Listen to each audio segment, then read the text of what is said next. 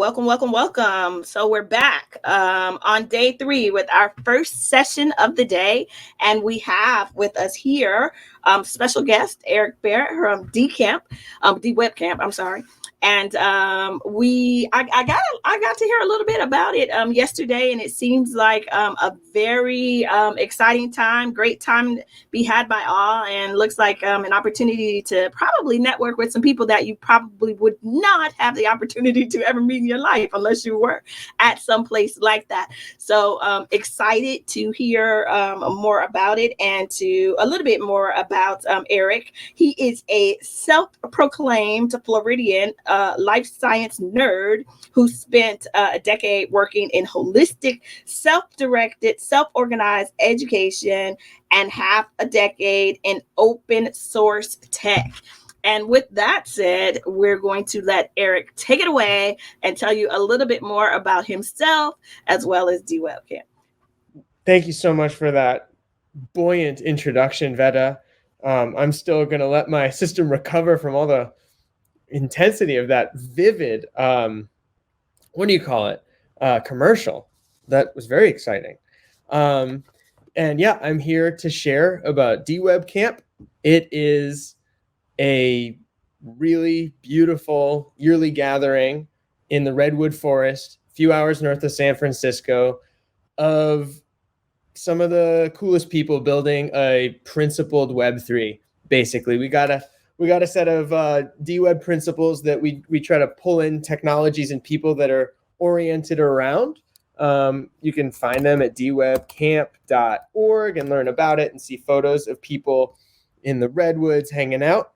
And it's a really beautiful, wonderful time. We have people that come from, so the D in Dweb Camp stands for decentralized and distributed technologies. And we have infrastructure at all levels of the stack that come from both of those worlds.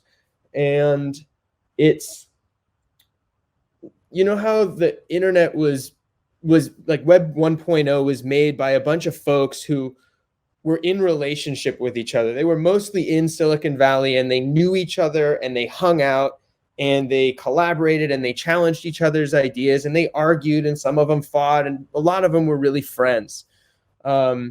And we have the internet today because there were a bunch of dreamers and makers that played together. And Dweb Camp is kind of like the watering hole or the ritual gathering of the people that are building that kind of Web3 space, that we don't really have such a, like, we don't have the San Francisco, sort of San Francisco, but really the people that are building these kind of technologies are all over the world. So Dweb Camp's the opportunity for everyone to come together, share about what they're making, see each other's stuff, do a bunch of learning, but more importantly, spend time together, eat, play games, go swimming in a river, hug a tree, hang out, make music, dance. It's just a really wonderful time. It's August 7th to 11th this summer. It's hosted by the Internet Archive. It's kid friendly, which is one of the things that I think is most important about it. There's like Bohemian Grove, but we don't make human sacrifices. I don't know what Bohemian Grove is. And we don't make human sacrifices. So there's also a really important aspect of Dweb Camp is that we have a lot of projects that are focusing on meeting real needs, especially at the margins. So people who are really underserved or marginalized, or communities by current centralized technological infrastructure. We bring together people that are meeting those needs and building things specifically to meet those needs. So we have a fellowship program that's really excellent that brings in people that are representatives of communities and that are using technology for some really important circumstances. And while it's a really wonderful and beautiful party of an experience, there's also a serious bent to it, which is that we live in a world where things are breaking really hard, environmentally, politically, culturally. Like there's a genocide that's happening right now, and not that there's not often genocides happening, but there's one that's pretty prominently in our faces right now. And there are people living in places where their governments are shutting the internet off and they can't really communicate with each other and they can't organize vital services. So we work to bring together the people that are working on those kinds of problems and to serve those kinds of communities to come together and jam on how do we make stuff that works at the edges. So I have a friend named Ben Tyrea with a project called Aho. It's a Maori like oral storytelling and storage project.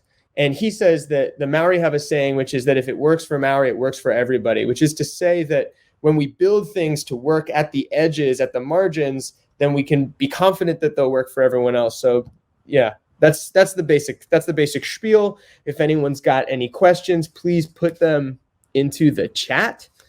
There's food there. There are redwood trees. The weather's usually pretty lovely. There's a bunch of fun people. There'll be some juggling, a talent show. We've got a really good theme worked out for this year. We haven't announced it yet. Ooh, and if anyone here is interested in like coming or maybe even volunteering or something, please, I don't know what the right thing to reach out to is that. I guess join our Discord and then say, hey, I want to help. That would be really, really, really rad. How do you see Handshake fitting into DWeb Camp this year? Great question, because we're at the HandyCon. Well, we have a bunch of folks from Handshake that come to DWeb Camp, so that's a big part of it. And I think that Handshake might be supporting DWeb Camp in some other way. We're looking at doing a cool like night market thing, so it'd be cool if Handshake could come and share about its stuff. And I'm excited about Handshake just because they're the folks that are building something that can actually work for Web3 tech so that people can do something and use, and it has real utility, which is really, really cool. Other than that, I'd want to talk to the folks at Handshake and see what works for them and how it would work for them to come. Looking for more questions. There are free tickets to volunteers, but those are limited. But yes, yeah. And folks who can't come that way, please check that out. Yeah. There are not merch prize contests at DWeb Camp.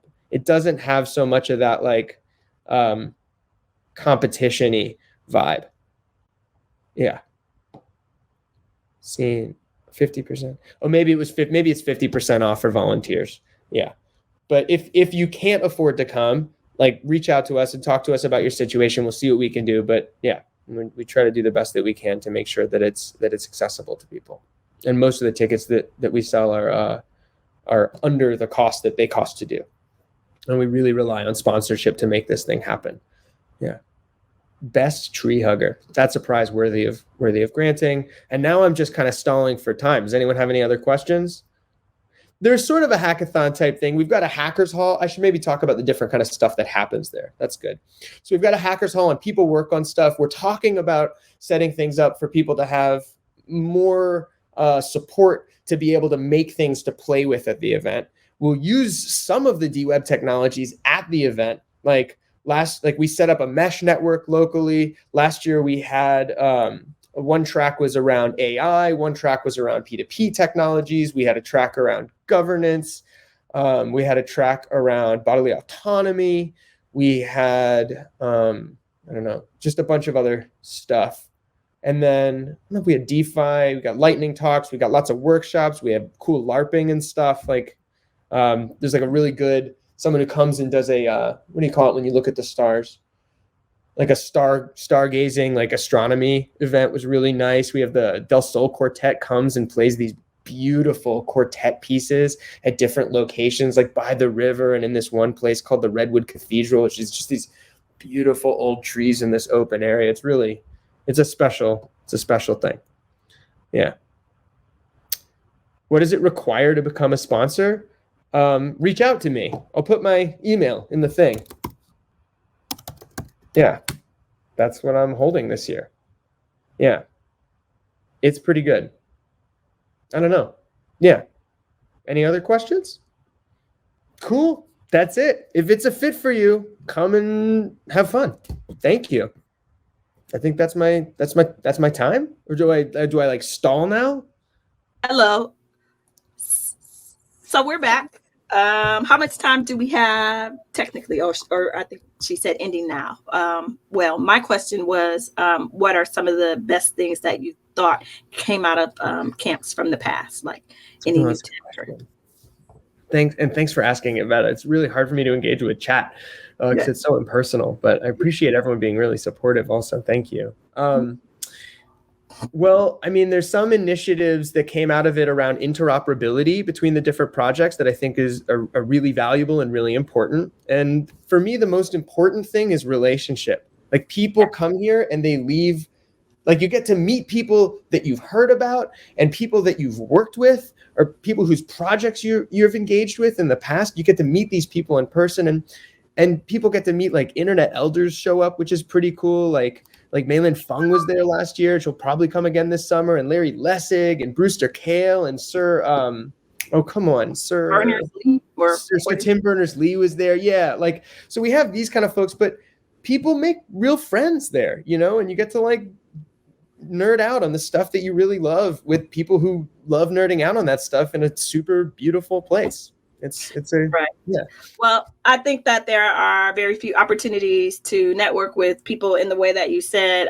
That is kind of just relaxed and organic kind of, you know, atmosphere. So it seems like a great opportunity. And yeah, maybe I'll send you an email about volunteering or whatever else and see how I can contribute. And I'm sure some of the other members here will do the same.